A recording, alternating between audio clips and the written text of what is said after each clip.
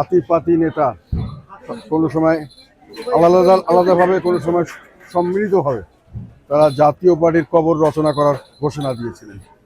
তবে আল্লাহর রহমতে জনগণের ভালোবাসার কারণে, বিশেষ করে রংপুরের মানুষ যেভাবে তাদের নিজের সন্তানকে আগলে রেখেছিল, তার জন্য এটা কখনোই সম্ভব হয় নাই।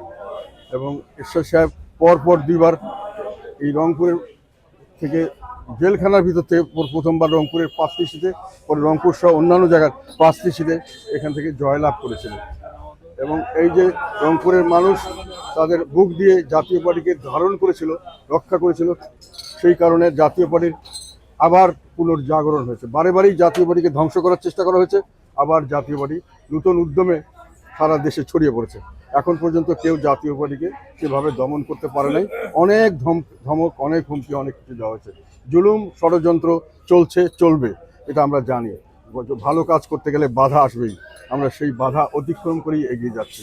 এখন পর্যন্ত আল্লাহর রহমতে আমরা সামনেই এগিয়ে যাচ্ছি।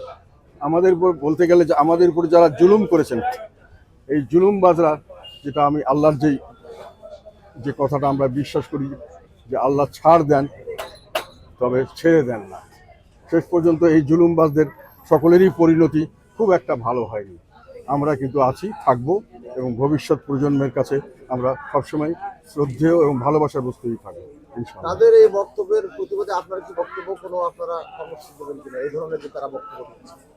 আমি মনে করি এই ধরনের কিছু করার মতো গুরুত্ব আমরা এটার মধ্যে নেই। এইসব বক্তব্য আমাদেরকে ইতিপূর্বে এনাদের চেয়ে অনেক বড় বড় নেতা এসব কথা বলেছিলেন, এবং সম্মিলিতভাবে বলেছিলেন, এককভাবে বলেছিলেন, সম্মিলিতভাবে বলেছিলেন।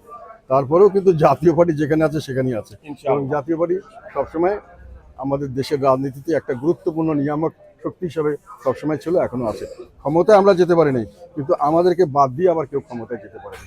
তো সেই হিসাবে জাতীয় পার্টিকে যতই চেষ্টা করা হোক, জাতীয় পার্টি কিন্তু সঠিকভাবে আছে, জনগণের সমর্থন নিয়ে আছে, জনগণের ভালোবাসা নিয়ে এগিয়ে যাচ্ছে।